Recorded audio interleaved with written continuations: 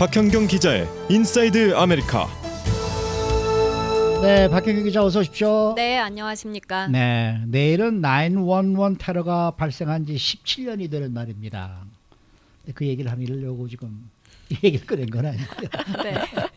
이번 주에 또 10년을 맞는 날이 또 하나 있습니다. 10주년을 맞는데 이게 바로 금융위기가 터진 지 10년이 되는 그런 날입니다. 그렇죠? 네, 그렇습니다. 아마 기억하실 겁니다. 투자은행 리먼 브라더스가 파산 보호 신청을 한 게 2008년 9월 15일. 꼭 이제 이번 주 10년 토요일 됐네. 10년이 됩니다. 이게 글로벌 금융위기를 촉발했죠. 그래서 이 미국은 물론 전 세계적으로 금융위기가 터졌고요. 네. 그 당시에 그 리먼 브로더스가 파산 보호 신청을 했다는 게 정말 충격적이었었거든요. 네. 그만큼 금융 그 위기가 아주 심각했다는 걸 반증하는 거 아니겠습니까? 네, 맞습니다. 2008년 9월 15일 이제 자정을 막 넘어선 무렵에 날이 밝은 대로 뉴욕 파산 법원에 이 챕터 11 파산 보호 신청을 하겠다는 리먼 브라더스의 보도 자료가 나왔었습니다. 근데 리먼 브라더스라고 하면 그때 이제 골드만삭스, 메릴린치, 모건 스탠리와 함께 미국의 4대 투자은행 중에 그렇죠. 하나였죠. 네. 그런데 이 4대 투자은행 하나가 파산한다니까 정말 충격 그 자체였습니다. 그리고 2008년 9월 15일이 그때 화요일이었는데 네. 그 주말 휴일까지 인수 협상이 이어졌고요. 하지만 인수 협상은 무산됐죠. 그리고 이제 158년을 뒤로 하고 역사 속으로 사라지는데요. 그러면서 금융업계에 충격적인 뉴스가 잇따랐습니다. 바로 메릴린치가 또 뱅크 오브 아메리카에 이제 매각이 됐죠. 네. 그렇게 해서 투자은행 4곳 중에 2곳이 침몰하니까 뉴욕 증시는 무너져 내렸는데요. 뉴욕 다우지수 당일에 504.48포인트, 4.42%가 폭락했습니다. 그리고 나서 그 뒤에는 금융 위기 사태로 이제 글로벌 경제가 심한 불경기, 경기 침체, 뭐 디플레이션 압력에 시달렸고요. 네. 사실 참 생각하기도 좀 끔찍한 그러한 날이었어요. 맞아요. 그렇죠? 네. 네. 그리고 이제 10년이 지났는데 10년 동안의 경제가 많이 회복이 된 것이다라고 믿어야 되겠죠? 네, 어떻게 보세요? 일단은 그렇게 보여지는 네. 건 맞습니다. 이 고용 시장, 뭐 부동산 시장, 뉴욕 증시를 보면 특히 그런데요. 우선 지난달 미국 실업률이 3.9% 기록했습니다. 근데 2008년 실업률이 10%였었거든요. 네. 그러니까 10년 동안 6%포인트가 떨어진 거고요. 그리고 실업률이 2달째 3%대를 유지를 했는데 이거는 완전 고용 수준으로 보고 있습니다. 그리고 또 부동산 시장, 특히 이곳 남가주 이 주택 시장 보면 최고 가격 넘어섰다 이런 뉴스는 나온 지 꽤 됐고요. 그렇죠. 네. 그리고 집값 상승률이 점점 뭐 둔화하고 있다라고는 하지만 상승세가 지속되는 건 여전합니다. 그리고 또 뉴욕 증시 보더라도요. 2008년 9월 29일에는 다우지수가 778포인트, 7% 폭락했었습니다. 네. 당시 제가 그때 보도국에 있으면서 이 숫자가 정말 맞는 것인가 제 눈을 의심할 정도였던 게 기억이 나거든요. 네. 근데 2001년 9월 17일 684포인트 하락폭을 당시 넘어섰고요. 역대 가장 큰 폭락을 이제 기록했는데요.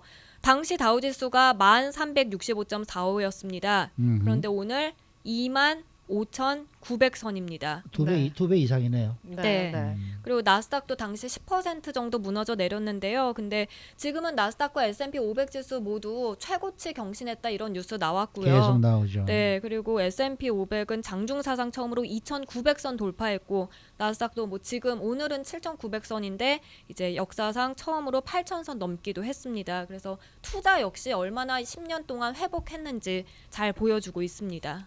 일단 수치상으로 보면은 경제가 회복했다는 거 정말 다행인 거란 말이죠. 그런데 네. 문제는 뭐냐면 실제 우리 국민들이 실생활에서 느끼는 경제 회복도는 피부로 느껴지지 않는다는 거예요. 예전이나 지금이나 크게 달라진 점이 없다. 이렇게 느껴진다는 거죠. 맞습니다. 네. 지금 그러니까 나온 경제 지표들로만 보면 사실 경제 회복이 분명히 이루어지곤 있습니다만 10년 전보다 또는 그 이전 수준만큼 잘 살고 있다 이렇게 느낌을 받는 미국인들이 많진 않습니다. 특히나 이 저소득층 그리고 중산층은 더더욱 그런데요. 네. 소득을 봐도 쉽게 알 수 있습니다. 2007년 중간 소득이 58,149달러였습니다. 아하. 근데 2016년에는 59,039달러였습니다. 별거 아니네요. 네, 네. 인플레이션 감안했을 때 단 어허. 890달러 오르는데 그친 거예요. 네, 네. 그리고 저소득층은 더욱 심각한데요. 이 저소득층 10%의 2007년 중간 소득은 14,079달러였거든요. 네. 근데 지금은 13,608달러로 오히려 줄어들었습니다. 그러네요. 네. 그런데 상위 5%를 보면요. 20만 4,892달러에서 22만 5,251달러로 많이 올랐습니다. 그래서 비율로 따져보면 탑 5%는 9.9% 이제 소득이 올랐는데요. 네. 중산층은 1.53% 오르는데 그쳤고 바텀 10%는 이제 3.35%가 오히려 감소했습니다. 네. 뭐 빈익빈 부익부네요. 네. 네. 지금 한 분이 올려주셨어요. 그때 집 날리고 고생하다가 얼마 전에 다시 집을 구입했습니다. 딱 축하드립니다. 예, 네. 딱 10년 걸리셨네요. 네. 그러니까 이제 아까 이정원 씨가 말씀을 하셨습니다만은 부익부 빈익빈 이게 자꾸 점점 더 심해지는 거죠. 맞습니다. 그러니까 그렇죠? 그 10년 동안 고르지 못한 회복이었다 이런 평가가 나오고 있는데요. 소득 격차 더욱 심해졌다라는 뜻이고요. 이제 잘 사는 사람들 같은 경우에 회복을 분명히 느낄 겁니다. 하지만 중산층만 하더라도 별로 이제 회복된 거를 느끼지 못하고 저소득층 같은 경우에는 오히려 더 힘들어졌다 네. 이렇게 볼 수 있겠고요. 이것은 금융위기 이후에 미국에서 경제 회복을 위해서 상당한 노력을 기울이긴 했지만 사실 굉장했죠. 네. 중산층이나 저소득층을 겨냥한 그런 경기 회복 노력은 거의 없었다는 지적입니다. 예를 들면요, 이 대형 은행들을 살리기 위해서 당시에 1조 달러대 이 구제 금융을 투입을 했었죠. 네. 네. 하지만 저소득층이나 중산층을 위한 긴급 구제 조치는 없었고요. 네. 또 이 글로벌 금융위기는 사실 빚의 위기였는데 빚의 위기를 극복한 것 역시 빚이었다.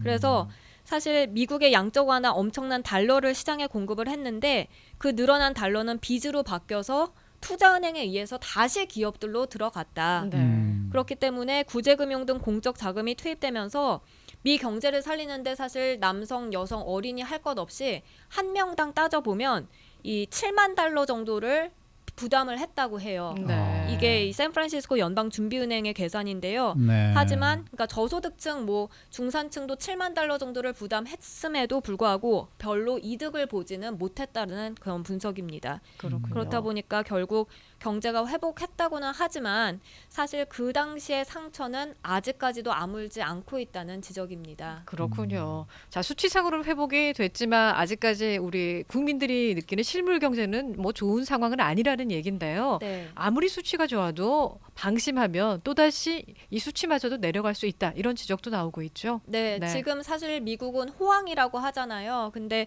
뭐 호황이 계속될 수만은 당연히 없다는 지적이고요. 그리고 또 제2, 제3의 이 리먼 브러더스 사태 가능성도 여전히 남아 있다는 분석입니다. 그래서 금융위기 10년을 맞아서 지금 여러 가지 분석과 지적들이 나오고 있는데 방심하게 되면 이 10년 전 위기가 다시 닥칠 수 있다라는 경고가 잇따라 나오고 있고요. 그리고 진짜 문제는 이런 위기가 또다시 닥쳤을 때 과연 미국민들이 그거를 이번에는 저번에 한번 경험을 했으니까 이번에는 네. 잘 이제 이겨낼 수 있느냐 이건데 그게 아니라는 분석이 더 많습니다. 네. 그래서 저소득층은 물론이고 중산층까지도 위기가 닥치면 10년 전처럼 또다시 무너져 내릴 가능성이 높다라고 하는데요. 이 10년 전에 글로벌 금융 위기가 남겼던 그런 교훈을 잊지 말아야 한다 이런 지적의 목소리가 점점 높아지고 있습니다. 잘 들었습니다. 네. 박경현 기자였습니다. 고맙습니다.